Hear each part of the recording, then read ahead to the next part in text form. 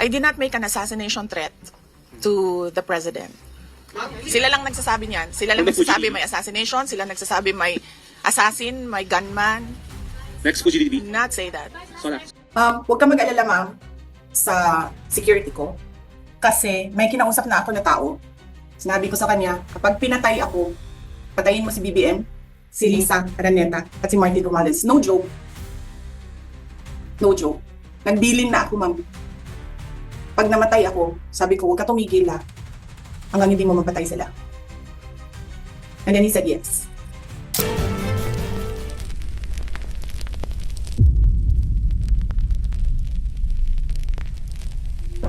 Inilalahad ng Biblia ang kapangyarihan ng Diyos sa mga bansa at kanilang mga pinuno. Sa Daniel 2 verse 21 nakasulat, siya ang nagpapalit ng mga panahon at pagkakataon, nag-aalis at naglalagay ng mga hari. Siya ang nagbibigay ng karunungan sa marurunong at kaalaman sa mga may unawa. Ipinapakita ng talatang ito na ang Diyos ay may kontrol sa pagtaas at pagbagsak ng mga pinuno ayon sa kanyang plano. Gayon din sa Kawikaan 21 verse 1 sinasabi, ang puso ng hari ay parang batis ng tubig sa kamay ng Panginoon. Inihahatid niya ito saan man naisin. Ipinapakita nito ang kakayahan ng Diyos na gabayan ang desisyon at kilos ng mga pinuno upang matupad ang kanyang layunin. Sa panahon ng politikal na kaguluhan, tulad ng matinding tunggalian sa pagitan ng pamilyang Duterte at mga Marcos, ang mga hamon ng oposisyon sa kasalukuyang administrasyon, pinapaalala ng mga talatang ito sa mga mananampalataya na kahit gaano pa kagulo ang mundo, ang Diyos ay nanatiling may kontrol. Tinuturuan tayo ng mga talatang ito na magtiwala sa kapangyarihan ng Diyos. Alam na kaya niyang gabayan ang mga pinuno at bansa ayon sa kanyang kalooban. Ang pagtitiwalang ito ay nagbibigay ng kapayapaan at katiyakan sa gitna ng kawalan ng katiyakan sa politika. So there's no stopping the Senate to extend that. Having said that, I think they are now trying to impress upon the prosecution to speed up everything, and at the same time probably tell the defense counsel to also speed up their cross-examinations as well.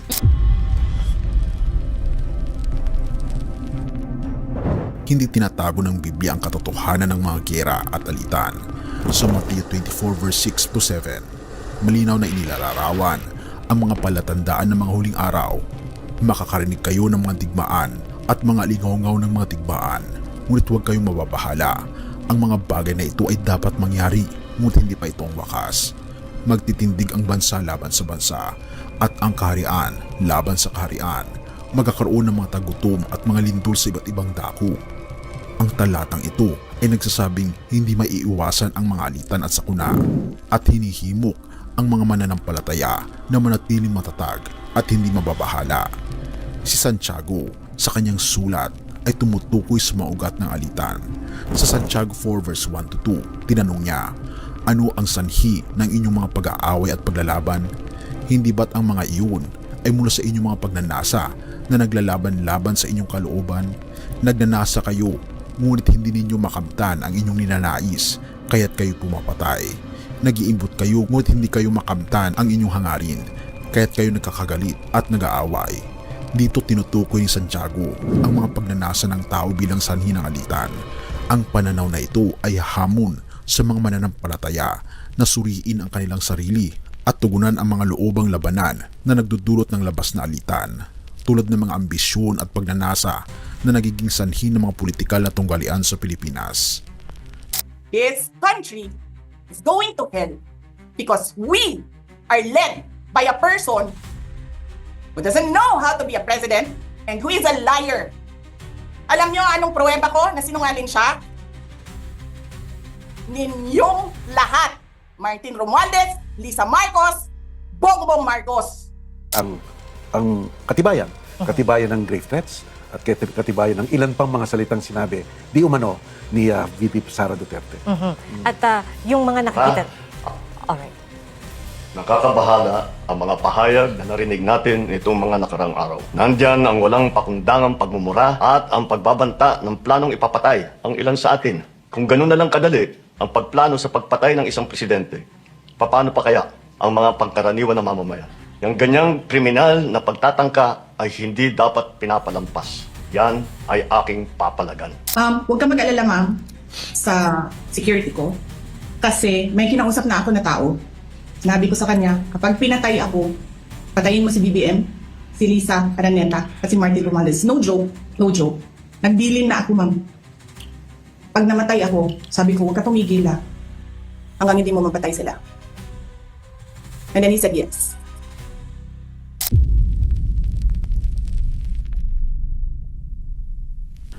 Sa gitna ng kaguluhang giyera ng politika, patuloy na tinatawag ng Biblia ang mga mananampalataya na maging mga tagapamayapa. Sa Mateo 5 verse 9, sinasabi, mapapalad ang mga mapagpayapa sapagkat sila'y tatawagin mga anak ng Diyos. Binibigyan diin ng beatitude na ito ang mataas na pagpapahalaga ng Diyos sa mga aktibong naghahangad ng kapayapaan. Gayon din sa Roma 12 verse 18, sinasabing, kung maaari, hanggat nasa inyo, mamuhay kayong may kapayapaan sa lahat ng tao. Inaamin ng talatang ito ang komplikasyon ng mga relasyon, ngunit hinihimok ang mga mananampalataya na sikapin ang kapayapaan sa abot ng kanilang makakaya. Pinapatatag pa ito ng Hebrew 12 verse 14, pagsikapan ninyong mamuhay ng may kapayapaan sa lahat ng tao at maging banal, sapagkat kung walang kabanalan ay walang makakakita sa Panginoon. Ang paghahangad ng kapayapaan ay hindi lamang isang pasibong posisyon, kundi isang aktibong gawain na nangangailangan ng pagsisikap at dedikasyon. Ito ay kaugnay ng tawag sa kabanalan na sumasalamin sa karakter ng ating Panginoong Diyos sa buhay ng mananampalataya. Habang papalapit ang eleksyon sa 2025, hinihimok ng mga prinsipyong ito sa Biblia ang lahat ng partido na hanapin ang mapayapang resolusyon at magtrabaho tungo sa pagkakaisa. Pinapaabot ko sa ating mga opisyal ng pamahalaan na itigil na muna natin yung pamumulitika at pananawagan nila ng transparency and accountability, pero ang totoong pakay nila ay ang kanilang mga sariling political interest. Tutukan natin ang kaayusan, kapayapaan at kaunlaran ng ating bayan. Matagal na nag-aantay ang ating mga kababayan na maging mas maayos yung kanilang buhay. I would almost insist over the advice of lawyers. If they advise me not to appear, I would insist on appearing because kaya ko namang sagutin. Sige. But of course, it would be much easier to get to the bottom of everything if you can speak to the accused directly. Well, my only experience with an impeachment trial was when I was senator with Corona, the Corona impeachment trial. And it's really up to the accused whether or not they feel the need to appear. I guess the lawyers from on the defense side will give their advice. It's not for me to say one way or the other. But of course, it would be much easier to get to the bottom of everything if you can speak to the accused directly. And the accused can answer directly, not through secondary channels, not through the lawyers. Kung diretsong makapagsagot, di siyempre mas magiging maliwanag ang proseso, mas magiging madali ang proseso. Para kay Vice President Sara Duterte, hindi mahalaga ang opinyon ng isang presidente sa impeachment proceedings. Sinabi ito ng bise kasunod ng pahayag ni Pangulong Bongbong Marcos na mas mainam kung dadalawang bise sa impeachment trial para mas madaling sagutin ang mga akusasyon. Ayon kay Duterte, karapatan ng respondent na ma-represent ng abogado at ang desisyon ng personal na tumistigo ay bahagi raw ng legal strategy at constitutional rights. Hindi naman daw nakakabawas ng accountability o transparency ang hindi pagsipot sa impeachment trial.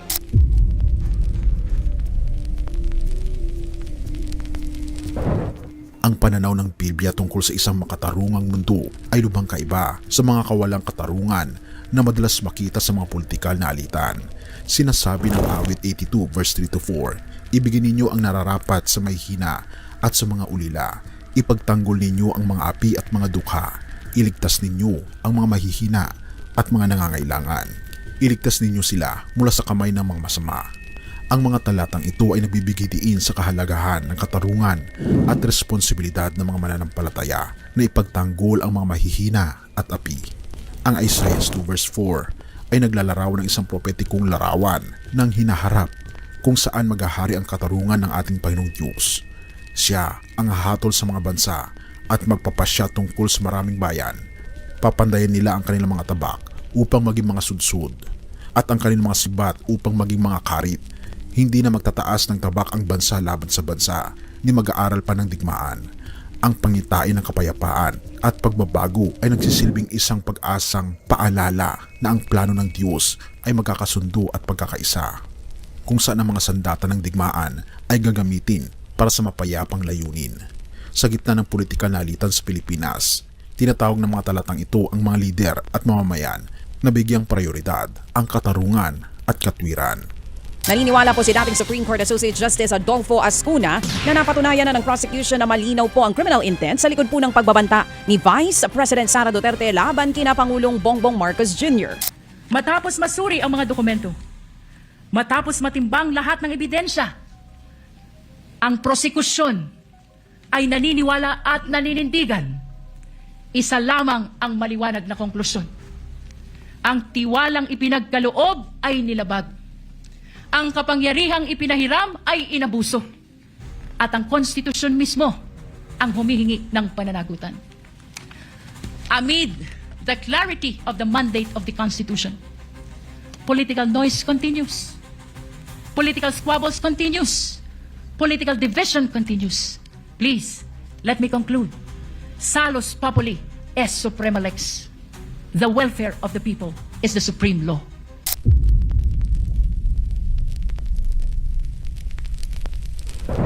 Sa harap ng mga gira at alitang politikal, hinihimok ng Biblia ang mga mananampalataya na magtiwala sa plano ng ating Panginoong Diyos. Sa awit 46 verse 9 to 10, ipinapahayag, kanyang pinatitigil ang mga digmaan hanggang sa mga wakas ng lupa. Kanyang binabali ang busog at sinisira ang sibat. Kanyang sinusunog ang mga kalasag sa apoy. Kayo'y magsitigil at kilalanin ninyo na ako'y Diyos. Ako'y mabubunyi sa mga bansa. Ako'y mabubunyi sa lupa. Ang mga talatang ito ay nagpapatunay sa kapangyarihan ng Diyos na tapusin ang mga digmaan at tumatawag sa mga mananampalataya na magpahinga at magtiwala sa kanyang kapangyarihan. Nagbibigay din ang ating Panginoong Hesus ng pangakong nagbibigay ng kapayapaan sa 1:16 verse 33. Sinasabi ko sa inyo ang mga bagay na ito upang sa akin kayo magkaroon ng kapayapaan. Sa sanlibutan ay mayroon kayong kapighatian, ngunit laksan ninyo ang inyong loob. Aking dinaig ang sanlibutan. Ang katiyakang ito mula sa ating Panginoong Hesus ay kumikilala sa realidad ng mga kaguluhan, ngunit itinuturo ang mga mananampalataya na hanapin ang kapayapaan sa Kanya. Alam na Siya ay nagtagumpay sa kaguluhan ng mundo. Ang mga turo ng Biblia tungkol sa giyera politikal ay nagbibigay ng isang komprehensibong balangkas para sa mga mananampalataya upang harapin ang komplikasyon ng mga alitan at tensyon. Inaamin ito ang pagkakaroon ng mga giyera na madalas ay sanhi ng kasalanan at pagnanasa ng tao. Habang binibigyang diin ang kapangyarihan ng Diyos sa kasaysayan at sa mga pinuno ng mga bansa, tinatawag ang mga mananampalataya na maging mga tagapamayapa, ipagtanggol ang katarungan at katwiran, at magtiwala sa plano ng ating Panginoong Diyos sa gitna ng kaguluhan. Sa kabila ng matinding tensyon, mahalaga ang pagtuturo ng Biblia na maging mapagpayapa. Ang pagiging tagapamayapa ay hindi nangangahulugan ng pag-iwas sa katotohanan o pagkompromiso sa prinsipyo. Sa halip, ito ay isang tawag sa mas mataas na paraan ng pagkikitungo, isang paraan na nagtuturo ng pagkakaunawaan, respeto at pagmamahal. Sa isang bansang nahati ng politika, ang mga Kristiyano ay tinatawag na maging ilaw at asin, nagpapakita ng halimbawa ng mapayapang pagkikitungo kahit sa gitna ng mga pagkakaiba. Ang katarungan ay isa ring mahalagang aspeto ng politika ayon sa Biblia. Ang mga lider ay tinatawag na maging makatarungan at maglingkod sa kabutihan ng tao, lalo na ang mga mahihina at inaapi. Maaring maramdaman ng marami ang takot at pag-aalala patungkol sa hinaharap ng bansa. Ngunit ang Biblia ay patuloy na nagpapaalala sa atin na magtiwala tayo sa plano ng ating Panginoong Diyos. Sa bawat pag-ikot ng balota, sa bawat kampanya at debate, ang mga mananampalataya ay maaring manalangin at magtiwala na ang Diyos ang may kontrol ng lahat. Ang pananampalatayang ito ay nagbibigay ng kapayapaan na hindi kayang ibigay ng mundo. Nawa'y magsilbing gabay ang mga prinsipyo ng Biblia sa bawat isa sa atin, nagtuturo ng tamang landas tungo sa isang makatarungan at mapayapang lipunan. Purihin ang ating Panginoong Diyos at salamat kaibigan sa iyong panonood. Tayo manalangin. Ama naming banal na makapangyarihan sa lahat, Kami, Panginoon, ay nagpapakumbaba sa inyo, nananalangin. Nabigyan niyo po kami, Panginoon, ng kapayapaan sa aming pag-iisip at puso at maging sa aming pong gobyerno. Tulungan kami, Panginoon, na magkaroon ng pagkakaisa, na isulong ang kapayapaan at nawa kayo po ang maging sentro parati sa lahat ng mga plano ng aming bansa. Tulungan niyo po, Panginoon, at pagpalain ng mga lider at mga mapipiling lider sa hinaharap. Tulungan niyo po kami, Panginoon, na magkaroon ng mapagkumbaba na puso at ipairal ang pagiging asin at ilaw na buhat sa inyo. Salamat po, Panginoong Diyos, sa inyo pong pagpapala, sa inyo pong pagmamahal sa amin at sa aming bansa. Gabayan ang bawat Pilipino, gabayan ang bawat pinuno, at bigyan kami ng katiyakan ng kaligtasan sa pamamagitan ng aming Panginoon Jesus. Purihin ka, o aming Panginoong Diyos, at patawarin po kami sa lahat ng aming pagkukulang at pagkakasala, sapagkat ito ay aming samutiling sa matamis na pangalan ng aming Panginoon Jesus. Amen. Bago natin ipagpatuloy, kaibigan, siya nga pala ang Great Controversy, na isa sa mga pinakakontrobersyal na libro dahil tumutukoy ito sa mga propesiya sa libro ng Daniel at Revelation na nagaganap na sa panahon natin ngayon, bago ang pagdating ng ating Panginoong Diyos ay pinamimigay na namin ng libre sa pamamagitan ng PDF. At ito ay nasa limited lamang na panahon, kaya i-click mo sa description sa baba upang ma-avail mo, kaibigan, ang napaka-importanteng libro ito na magbubukas sa iyo sa mas maliwanag mong hinaharap. Purihin ang ating Panginoong Diyos at tayo magpatuloy.